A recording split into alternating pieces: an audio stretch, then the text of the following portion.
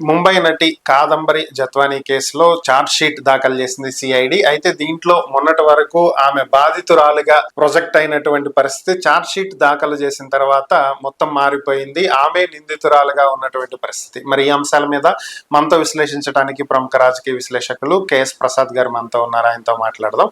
నమస్తే ప్రసాద్ గారు. నమస్కారం అండి. సార్, కాదంబరి జత్వానీ కేసు మనం చూసిందే. గతంలో వైఎస్ఆర్ కాంగ్రెస్ పార్టీ ఉన్నప్పుడు 2024 ఫిబ్రవరిలో ఆమెను అరెస్ట్ చేశారు, ఇక్కడికి తీసుకొచ్చారు. అది అనధికారమైనటువంటి అరెస్టు, దీన్ని అంతా ప్లాన్ చేశారు అంటూ 2024 జులై వచ్చిన తర్వాత కూటమి ప్రభుత్వం ముగ్గురు ఐపీఎస్ అధికారులను కూడా సస్పెండ్ చేయడం జరిగింది. క్రాంతి రాణా తాత, పిఎస్ఆర్ ఆంజనేయులు, ముగ్గురిని మొత్తం సస్పెండ్ చేశారు. మరి ఓవరాల్ గా ఇప్పుడు ఛార్జ్ షీట్ దాఖలు చేసినాక మాత్రం ఆమె నిందితురాలు అయిపోయింది, బాధితురాలు కాకుండా. ఆమె బ్లాక్ మెయిల్ చేసిందని, ఆమె 1,32,00,000 వరకు విద్యాసాగర్ రావు దగ్గర వసూలు చేసిందని, ఓవరాల్ గా ఇవన్నీ ఛార్జ్ షీట్ లో ఉన్నటువంటి అంశాలు. సడన్ గా ఈ కేసులో వచ్చిన ట్విస్ట్ కి గల కారణాలు ఏంటి, అసలు ఓవరాల్ గా ఈ కేసులో ఏం జరుగుతుందని మనం అనుకోవచ్చు? మీరు ఫేస్ ఆఫ్ సినిమా చూసారు సార్? లేదు సార్. అందులో ఒకడు హీరో మాస్క్ వేసుకుని వాడు విలను హీరో కింద చలమని అవుతాడు. ఎప్పటికైనా హీరోయే కదా. అలా దారిని పోయిన దరిద్రాన్ని నెత్తికి తగిలించుకోవడంలో ఈ చంద్రబాబు నాయుడు గారిని మించిన వాళ్ళు లేడు. తీపాడడానికి ఇన్నాళ్ళ అనుభవం ఆయనకని నాకైతే ఆయన చూస్తే జాలేస్తుంది. ఈ కప్పల తక్కల మేడం గారు అందరూ ఎక్కడ దొరికారు? నేను ఆ case proceeding from the day 1 నుంచి ఫాలో అవుతున్నాను సార్. చేస్తాను నేను కూడా. ఎప్పుడో చదువుకున్న జర్నలిజం, ఎప్పుడో చదువుకున్న లా పరంగా. పట్టాభి గారు మా గురుగారే, విశాల్ గున్ని గారికి, కాంతిలాల్ రాణాకి, వీళ్ళందరికీ బెయిల్ ఇప్పించిన ఆయన. హనుమంతరావు గారికి. సిఎస్ ఆంజనేయులు అంటే నిజంగా బేపనోడు, మొగాడు. ఈ తొప్పాస్ కేసుకి నాకు అడ్వకేట్ లాక్కర్లే, నేను బెయిల్ కూడా అప్లై చేసుకోను, ఎందులో పడి సావండి అని చెప్పాడు ఆయన. చేత పోలీస్ డిపార్ట్మెంట్ అన్న దగ్గర ఇవాళ ఈ గవర్నమెంట్ బెక్క చచ్చిపోయి ఏమీ చేయలేని నిస్సహాయ స్థితి. ఎందుకంటే CID under the control of chief minister గారు. ఎందుకంటే లా అండ్ ఆర్డర్ ఆయన కంట్రోల్లో ఉంటాయి కాబట్టి. ఈ డీజీపీ ఇవాళ తిరుపతి ఎంపీ గారు గురుమూర్తి గారు ఒక కేసు వేశారు, అలాగే సాయికృష్ణ గారి కేసులో. ఈ డీజీపీ, ఏసీపీ, కమిషనర్ బాధ్యత, వీళ్ళకి బాధ్యత లేకుండా విధులు నిర్వర్తించారని ఒక కేసు వేశారు. దాన్ని పొన్నవాళ్ళు గారు ఇలా ఆర్గ్యుమెంట్ చేయబోతున్నారు. సో ఎంత తెలివి తక్కువగా ఉందో. అందులో ఏమని కింద డీజీపీ గారిని వేశారు. అసలు ఇంకా ఏమని కింద చంద్రబాబు గారిని వేస్తారేమో నేను గుండె అయిపోయింది నాకు. ఇంకా లా అండ్ ఆర్డర్ ఆయన దగ్గరే ఉంది, మీరు జాగ్రత్తగా గమనిస్తే. కానీ ఒక్కటి మాత్రం చెప్పగలరు, ఇవన్నీ ఒక ఎత్తి అయితే సార్, ఈ ముఖ్యంగా పూర్తిగా పట్టుకోల్పోయిన ప్రభుత్వం కింద కనబడుతుంది. ఎందుకంటే మీకు చిన్న లాజిక్ చెప్తాను. ఒక హీరో ఎలా ఉంటాడంటే, ఎవరక్కడ అంటే హీరో అంటే ఒక ముఖ్యమంత్రి రాజుతో సమానం. ఎవరక్కడ అనగానే జహాపన అని సిఐడి వాళ్ళు వెళ్తారు. వెళ్తే ముఖ్యమంత్రిని అరెస్ట్ చేయండి లెక్కర్ స్కామ్ లో అని నోటి మీద వేలేసుకుని మాజీ ముఖ్యమంత్రిని చంద్రబాబుని అరెస్ట్ చేశారు. ఆఫ్టర్ ఆల్ ఒక బ్లాక్ మెయిలర్లు తీసుకొచ్చి దానికి ఏమో సీతా సావిత్రి, సక్కుబాయి అవతారాలన్నీ వేసి ఈ బొరతొక్కు ఇక అర్థమైన వాళ్ళకి ఇంటికి పోయి కంచాలు తినే బొరతొక్కు మీద వాడు ఉన్నాడు జర్నలిజం అని పేరుతో. ఒకడు కుల ప్రాతిపదిక మీద ఆ పచ్చళ్ళు జర్నలిజం నుంచి తగలబడిన ఇంకో యాదవ్ ఉన్నాడు. ఇంకోటి ఎంత వస్తాడో దైద్యుడు. ఈ ముగ్గురు యాదవులు చంద్రబాబు గారి మీద పాత పగలు ఏవో ఉన్నట్టుకునే ఆ పగలు తీర్చుకోవడానికి చంద్రబాబు గారిని కోడిపెట్ల ముట్టించారని నేనైతే ఖచ్చితంగా చెప్పగలను. ఈ దైద్యం అది ఇవాళ వచ్చి ప్రెస్ మీట్ కూడా పెడతదట ఆ వీరనారి. ఏమని పెడుతుంది? అప్పుడు ఎందుకు కేసు ఎక్కలేదని ఎవడని అడుగుతాడు. వీళ్ళ దగ్గరకు వచ్చి సీతా సావిత్రిలాగా ఏడుతుంది కదా, నన్ను కిడ్నాప్ చేసేసారు అని గొల్లెడుతుంది కదా పోలీసు వాళ్ళ మీద. మరి అదే పోలీసు వాళ్ళ గురించి విశాల్ గున్ని గారికి, రాణా గారి గురించి ఏం చెప్పింది ఆవిడ? శానిటరీ ప్యాడ్స్ తో సైతం నాకు ఇచ్చారు వాళ్ళు, నన్ను ఎంత చక్కగా చూసుకున్నారు ఒక విచారణ నిమిత్తం అని చెప్పినప్పుడు, ముఖ్యమంత్రి ఒక ఇండస్ట్రియలిస్ట్ ని కాపాడిన ఉదంతం వెసెస్ ఒక ముఖ్యమంత్రి జమ్మల మడుగులో అదే ఇండస్ట్రియలిస్ట్ కి ఈ బొరతొక్కు తపేలా ఛానల్ చేసిన దానికి ఇంచుమించు క్షమాపణ చెప్పినంత పని చేసుకున్నాడు ఆయన. కానీ హీరో జగన్మోహన్ రెడ్డి పిలిచి సిఎస్ఆర్ ఆంజనేయులు గారికి టాస్క్ ఇస్తే కుక్కల విద్యాసాగర్ గారి 10 ఏళ్ల క్రితం ఈ గర్ల్ ఫ్రెండ్ అంటాడు ఈ తెంగరోడి. అక్కడి నుంచి డబ్బులు స్టార్ట్ అయింది. ఈ బురదొక్కు ఛానల్లో నిన్న ఎక్స్ప్లెనేషన్ ఇచ్చుకుంటాడు ఆ కంచాలోడును కుల ప్రాతిపదిక జర్నలి. బురదొక్కు వేదవలరా, ఇంకా బురద వేసుకుని ఎంతకని చేస్తారా సన్నాసి వేదవలరా అనిపించింది నాకు ఆ డిబేట్ చూస్తే. ఏమంటేట జస్ట్ 4,34,000 10 years బిఫోర్ 4,34,000 డిమాండ్ చేయగలిగే నేపథ్యం ఉన్న మీ డాక్టర్ గారికి ఇప్పుడు 1,34,00,000 ఏహం అనడానికి ఎంత సులువు? సరే, ఛార్జ్ షీట్ లో ఏడు తెచ్చారా? మళ్ళీ ఒక రామ్ జెట్మల్లా కూడా కూర్చోబెట్టారు పిల్లికి ఎలక సాక్షన్ లాగా. ఒక పక్క ఇటో రాయేస్తాండి, ఒక పక్క అటో రాయేస్తాండి, ఎటు తేల్చుకోలేకపోతాండి. సరే, ఇవన్నీ నాకు వద్దు.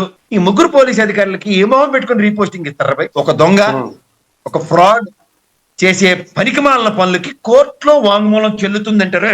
నేను లా చదువుకుని వచ్చాను, గంటలు పెడతాను ఒక్కొక్కరిని, మళ్ళీ మామాట లేకుండా చెప్తున్నాను. ఇప్పుడు ఒక ఇండస్ట్రియలిస్ట్ ని డైరెక్ట్ గా ఇచ్చేసేసే దగ్గర జిందాల్ గారిని వీళ్ళు మాట్లాడుతున్న జిందాల్ అన్నాడు. ఆయన సామర్థ్యం ఎవరికైనా తెలుసా? నరేంద్ర మోడీని ఆయన చార్టర్డ్ ఫ్లైట్ లో నవాజ్ షరీఫ్ గారి దగ్గరికి తీసుకెళ్లి వాళ్ళ అమ్మగారికి చీర పెట్టించిన ఘనత ఆయన. అంటే ఢిల్లీ లెవెల్లో లాబింగ్ ఎలా ఉంటుందో తెలుసుకోండి రే. భజనలు చేసుకోవడం కదరా తపెల ఛానల్ పెట్టుకుని. మీ మొఖానికి ఒకటి టీటీడీ చైర్మన్ ఇచ్చాడు కదా, ఒకటికి ఇంకొకటి బిల్డింగ్ కట్టిస్తున్నాడు కదా, ఇంకేం కావాలి మీ మొహాలకి? ఇంకొకటి నానక్రామ్ గూడలో పౌడర్ రోడ్కి సెట్ అయిపోయింది కదా. దేనికి సస్తున్నారు మీరు? ఇంకా దేనికి సస్తున్నారు? జర్నలిజం ముసుగులో నాటకాలు అడిగితే ఎంటలు పెట్టవలసిన రోజులు వస్తాయి దగ్గరలో. అన్నారా మీరు బుల్డోస్ చేసుకుంటూ వెళ్తారు? వ్యవస్థ మీద గౌరవం లేదు, న్యాయస్థానాల మీద గౌరవం ఉండదు. అడ్వకేట్ జనరల్ గారు ఆర్గ్యుమెంట్ ఎందుకు చెప్పలేరు? విశాల్ కొన్ని గారికి, కాంతిల రాణా గారికి బెయిల్ వచ్చే ప్రాసెస్ లో తగిలిన తమాషాలు చూద్దాం అనుకుంటే కేసులో పొట్టెక్కడ ఏడిసిందో తెలుసుకోండి ఫస్ట్. ఇటు తిప్పి ఇటు తిప్పి సిఐడి వాళ్ళు గరగడలు ఆడుకుంటూ ముఖ్యమంత్రి గారికి సమాధానం చెప్పే దగ్గర ముఖ్యమంత్రి గారికి ప్రజాస్వామ్యంలో మేము ప్రతిష్ఠించుకున్న చంద్రబాబు గారు అనే హీరోకి మగిలంట కడతారా? పనికి మళ్ళీ ఎదవలరా? మీ మొహాలకు మళ్ళీ జర్నలిజం మొహాలు ఒకటి, మళ్ళీ అలా రావణ గళ్ళ కళ్ళజోడు ఒకటి ఆవిడ అర్ధరాత్రిలో పోల్చుకోకుండా దేయాలు మాడుకునే టైంలో డిబేట్ ఈ కంచాలోడికి. Useless fellows. సబ్జెక్ట్ మీద అవగాహన ఉంటే మొగాడు జగన్మోహన్ రెడ్డి చేసిన పని చూడండి రే. 10 ఏళ్ల క్రితం కేసుని కుక్కల విజయసాగర్ గారిని తీసుకొచ్చి ఫ్రంట్ ఎండింగ్ పెట్టించి ఈ రత్వాన్ని కోడిపెట్ల ముట్టించి ఏం చేయాలో చేసిన తర్వాత మళ్ళీ జిందాలు అనుకుంటారే ఇన్వెస్ట్మెంట్లు. ఓ పక్క రావడానికి జగన్మోహన్ రెడ్డి నిరోధకం. మీరు రే రాష్ట్ర కలంకితులు మీరు. తెలుసుకోండి ఆ విషయం ఫస్ట్. Useless fellows. స్క్రిప్ట్ రాసుకున్నప్పుడు ఇదేమైనా కార్తీక దీపం సీరియల్ రా? చచ్చిపోయిన తర్వాత కూడా మళ్ళీ పునర్జన్మలు వచ్చి కూతుర్ని కొడుకుని కలిసి మళ్ళీ సీరియల్ నెట్టించడానికి ఛార్జ్ షీట్ చదవడం. అల్లప్పుడు ఛార్జ్ షీట్ అట. అల్లప్పుడు ఛార్జ్ షీట్ కి ఎప్పుడు ఛార్జ్ షీట్ కి కంపేర్ చేయకుండా సిఐడి ఛార్జ్ షీట్ చేస్తుంది కోర్టుకి. వాళ్ళు చదువుతారు, 2 చదివి మొహమ్మద్ ప్యానీలు చదువుతారు. మీరేసిన దిక్కుమల్లా ఫుడ్ ఛార్జ్ షీట్ ఫస్ట్ ఛార్జ్ షీట్కే బెయిల్ వచ్చేయాలి. టీజీపీ ఆఫీస్కి టైంకి రండి. శాడిస్టిక్ ప్లెజర్ 2 ఏళ్ళు బట్టి ఉన్నతాధికారుల మీద ఒక ఎంప్లాయీని డిప్లాయ్ చేసుకున్న ఒక ఐపీఎస్ అధికారులతో పనిని ఎక్స్ట్రాక్ట్ చేయించడం రానుడు. మీరు ఎలివేషన్లు ఇచ్చి చంద్రబాబు గారు వెసస్ పనిని ఎక్స్ట్రాక్ట్ చేయించే జగన్మోహన్ రెడ్డి ఏ ముఖం పెట్టుకుని కంపారిజన్లు ఇస్తున్నారా మీరు? నాకు అర్థం కాదు. రోజు తల్లి చెల్లి గొడ్డలి బ్రూస్లీ కదా, డాక్టర్ మాస్క్ డ్రైవర్ గాని చంపేశాడు. చంపేస్తే కోర్టులు ఏమైనా గుడ్డుగురానికి పలుతవుతున్నాయి కూర్చుని. 134 రోజులు మొదట ఇప్పుడు మళ్ళీ కేసు పెట్టి మళ్ళీ జైల్లో పెడితే మళ్ళీ జైల్లో వెళ్ళారు కదా. అలా అప్పుడు 134 రోజులు జైల్లో ఉన్నాడు, బెయిల్ ఇచ్చాము మళ్ళీ పెట్టమని చెప్పారా? ఎవరు దొరికారా మీరు? అంత తెలివి తక్కువ మేళ. నాకు అర్థం కాదు నెత్తికి. పూర్వపరాలు ఒకసారి చూడండి రే, వెనక్కి వెళ్ళి ముందుకెళ్ళండి. ఒక ఇండస్ట్రియలిస్ట్ ని కాపాడిన జగన్మోహన్ రెడ్డి అక్కడ, ఇండస్ట్రీని కాపాడుతున్నట్టుగా నటిస్తూ మీ త్రూగా ముట్టించేస్తున్న చంద్రబాబు ఎక్కడో చూసుకోండి ఒకసారి. ఎవరికైనా నష్టం? ఆల్రెడీ ఉత్తరాంధ్ర జిల్లాలో 200 మందికి ఉపాధి కల్పించిన స్టీల్ ఫ్యాక్టరీని మూసి వెళ్ళిపోయాడు. రీయూనియన్ ఇది సగం పెట్టిలో సగంలో పనులు మొదలెట్టిన దగ్గర మళ్ళీ ఎందుకు పెంట? నాకు అర్థం కాదు. ఓహో మీకు అలవాటు కదా అలా లడ్డు, ఆ కంచలోడు ఇవాళతో అయిపోయింది, ఇంక వద్దమ్మా మనం దొరికిపోయాం మన అవడానికి గోప మీద కొట్టి ఎంతమంది వ్యాపారం ఉన్నారు రాష్ట్రంలో, ఏడున్నారు వీళ్ళంతా? నాకు అర్థం కాదు.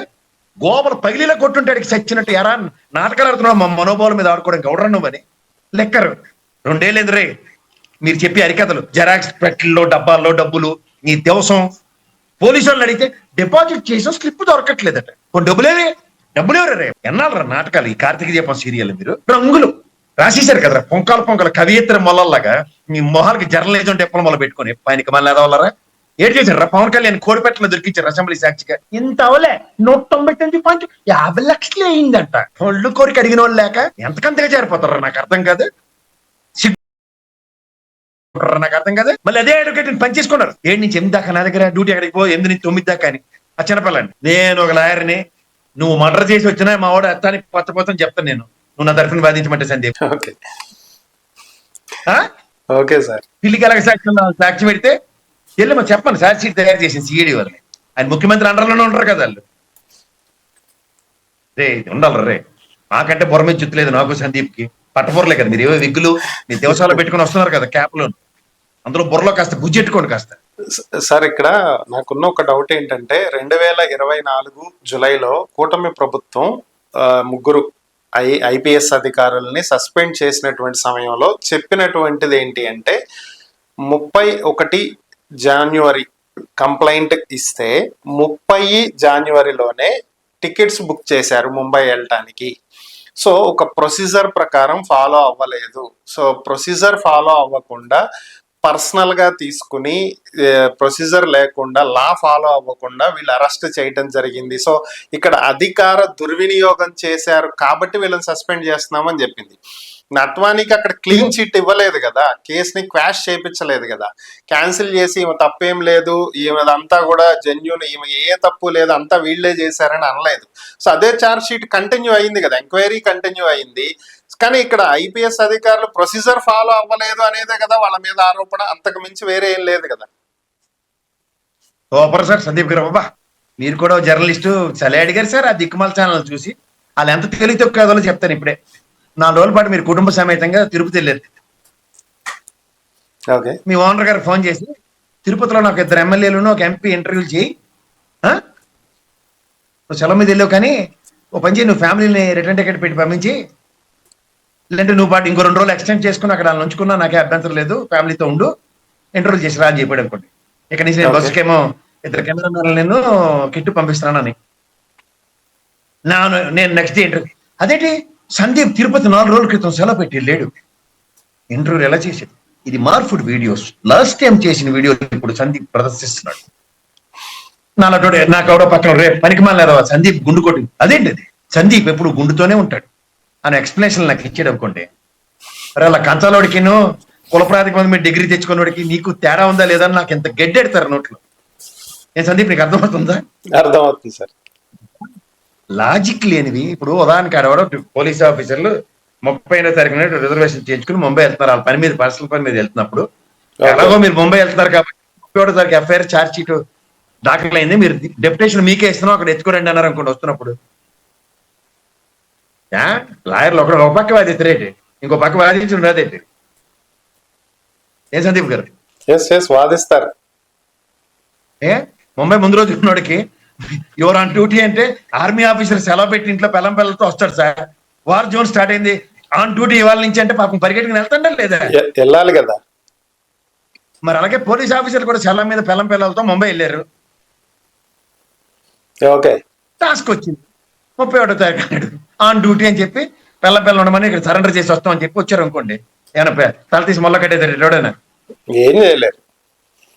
మరి రే తెంగరే చదువుకున్నారు కదరా పుస్తకాలు, ఏమైనా వెనక నుంచి చదివారేటి? ఎట్లా లాజికల్ రీజనింగ్ ఏదైనా ఉంటే దాంట్లో మాడదాం సార్. తలా తోకలేనో దిక్కుమాల ఆర్గ్యుమెంట్లు చేస్తే సరే ఎవరు నాకు వద్దు. ఇప్పుడు పోస్టింగ్లు ఇస్తారు ఎవరా? ఏ మొహం పెట్టుకుని ఇస్తారు, సిగ్గుతో కుమిలిపోతూ బిడియంతో ఇలా చేతులు పిసుక్కుంటూ. అరే విశాల్ కొన్ని గారి జీవితంలో ఆయన వీడియోలు చూసారా? కాంతిలాల్ రాణా గారి మీద ఎవరైనా చూసారా? రే మీరే సత్వర న్యాయం చేసిన ఎన్ని వీడియోలు ఉన్నాయి ఆయనవి. ఒక ఇష్యూని ఒక రిజల్ట్ ఎలా చేశాడో చూడండి, ఆయన ట్రాక్ రికార్డులు చూడండి. అలా ఏమైనా డెరాడూన్ లో తెలుగుదేశానికి లేదంటే వైఎస్ఆర్సీపీకి ట్రైన్ అయిన ఆఫీసర్లను సెల్యూట్లు పెట్టి తిరిగారు ఎక్కడైనా? మీకే పర్సనల్ వెంజెంటలు ఎందుకని వాళ్ళ మీద వ్యక్తిగతంగా వాళ్ళ మీద ఎందుకు పగబట్టారు మీరు? దీనికి నాకు సమానం చెప్పండి. తెలుగుదేశం సంబంధించిన వాళ్ళు సింగులర్లతోనూ అరే తుర్యాలతోనూ విశాల్ గున్ని గారిని, కాంతిలాల్ రాణా గారిని, ఆంజనేయులు గారిని ఎలా ట్వీట్లు పెట్టారు హనుమంతరావు గారికి. ఈ తపేల ఛానల్ కూర్చొని ఎంత ఎంకరేజ్ చేశారు. ఆన్ డ్యూటీ రేపు దట్ స్పేస్ జంగల్ రమ్స్ కర్మగాలి మీ ప్రొవకేషన్ కి వాళ్ళ ఫ్యామిలీల మీద వీళ్ళ మీద దాడులు జరిగితే ఎవరితో రెస్పాన్సిబిలిటీ? ఇవాళ వాళ్ళు క్లీన్ చిట్ ఇచ్చినంత పని చేశారు ఛార్జ్ షీట్ ప్రకారంగా. దేవర్ నో కన్సర్న్ అని ఏం హాల్ పెట్టుకుని మాట్లాడుతున్నారు? సిగ్గుంది మీకు అసలుకి? మరి ఓవరాల్ గా ఇప్పుడు నటి జత్వానీని అరెస్ట్ చేసే పరిస్థితి క్లియర్ గా కనిపిస్తుంది. మరి నెక్స్ట్ అరెస్ట్ ఎప్పుడు? కోర్టు ఏం డెసిషన్ తీసుకునే అవకాశాలు ఉన్నాయి? ఆమెను అరెస్ట్ చేస్తే వీళ్ళ ముగ్గురికి పోస్టింగ్ ఖచ్చితంగా ఇవ్వాలి, దీంట్లో వాళ్ళ క్లీన్ చీట్ వచ్చినట్టే దాదాపుగా. సో పోస్టింగ్స్ ఎప్పుడు ఇచ్చే అవకాశాలు ఉన్నాయి? ఏంటి ఈ కేసు నెక్స్ట్ జరగబోయేది ఏంటి కేసులో? నాకు తెలిసి వాళ్ళు ఇంకా చిన్నపిల్లలే సార్, రాణా గారు, విశాల్ గున్ని గారు. ఆంజనేయులు గారు అయితే కొంచెం ఎర్లీగా రిటైర్ అవుతారు, కానీ వీళ్ళకి నెక్స్ట్ మాత్రం నేనైతే కొన్ని ఊహించుకోలేను. ఎంతోనే పెట్టుకోండి దయించి, పోలీస్ డిపార్ట్మెంట్ తో దయించి, ముఖ్యంగా కోర్టులతోనే ఆవిడ పెట్టుకోకండి. మన పరిధులు చాలా చిన్నవి. మళ్ళీ విజ్ఞప్తి, ఓకే, ఎంత మానసిక సంఘర్షణకు అనుభవించి ఉంటారు సార్ వాళ్ళు చేయని తప్పుకి. ఒక ప్రభుత్వ అధినేత ఇచ్చిన డైరెక్షన్ కి when they performed their duties, they executed their duties, why the hell they need to take blame? So ఏమైనా ఎవిడెన్షియల్ సిచ్యువేషన్స్ ప్రూవ్ చేయగలరా? చేశారా? అట్లీస్ట్ అవి ఉంటే మీరు చెప్పిన 30-31 కథలు చెప్పారు కదా, ఛార్జ్ షీట్లు ఎందుకు రిఫ్లెక్ట్ అవ్వలేవి అంటే, మీ దిక్కుమాల ఛానల్లో డైలీ సీరియల్ నడిపించుకోవడానికి ఇచ్చిన స్టఫ్ అది. అలాగే ఆ పచ్చళ్ళు డైలీ సీరియల్ ఎడుతుంటాయి కదా, మీ మొఖాలకి అవేందుకు రావి నాకు అర్థం కాదు. అయితే అలా క్రైమ్ థ్రిల్లర్ స్టోరీలు ఏమో నడిపించుకొని చావండి మీ బతుకులకి. అలా అర్ధరాత్రి మిడ్ నైట్ మసాలాలు ఇవన్నీ వేసుకుని చచ్చివారు కదా, మళ్ళీ అదే చావకెళ్ళండి. దరిద్రమైన వదులుతుంది ప్రజలకి. ఇందులో ఏళ్ళనట్టు ఏళ్ళ దాపరించారు నెత్తికి. మళ్ళీ జర్నలిజం ముసుకోటి, మారువేశాలు, శత్రువులు పోల్చకుండా కళ్ళజోళ్ళు, బొగ్గమ్మ చొక్కలు, విగ్గులు, మీ దేవసాలు, పౌడర్లు అవసరరా మీకు? సార్ చెప్పండి. నన్ను ఈ కాన్సిక్వెన్స్ అరెస్ట్ చేసి కొట్టి చంపేసినా పర్లేదు, లేదా కోర్టులో ప్రొడ్యూస్ చేసినప్పుడు మాత్రం నా ఆర్గ్యుమెంట్ అయితే ఉంటుంది. దీనికోసం ఇంత డెలిబరేషన్ ఇస్తున్నాను, ఎందుకంటే వాళ్ళకి పౌరుషాలు ఉండి ప్రభుత్వం వాళ్ళని ఏదైనా నన్ను ట్రై చేస్తే ఐఎమ్ ఓపెన్. మీ జీవితాలు మాత్రం ఆ రోజు కోర్టు సమక్షంగా అంతు చూడబోతే నా పేరు ప్రసాద్ గారు, మళ్ళీ చెప్తున్నాను. The day is very near. నేను విత్ మై లీగల్ పరంగా ఎట్లాగా నాటకాలు మీరు వేస్తున్న దానికి, మెలో డ్రామాలకి ఎలా ఫుల్ స్టాప్ పెట్టాలన్న దాని మీద నేను చాలా కేస్ స్టడీలు చేస్తాను. The day is very near. నేను చాలా సీరియస్ గా చెప్తున్నాను. ఎందుకో ఇన్ని కథలు చెప్తాను. ఈ కాదంబరి నత్వాన్ని మీద నేను ఎప్పుడు చూడాలి నడిపించారు కదరా. ఎరా సాక్షి కూడా డిబేట్ పెట్టారా? చెప్పండి, మీకు సమాధానం చెప్పండి. అల్లప్పుడు అరెస్ట్ చేసినప్పుడు అల్లప్పుడు సాక్షిలో ఏమైనా డిబేట్లు చూసారా మీరు సందీప్? లేదండి, చూడాల. చూసారా?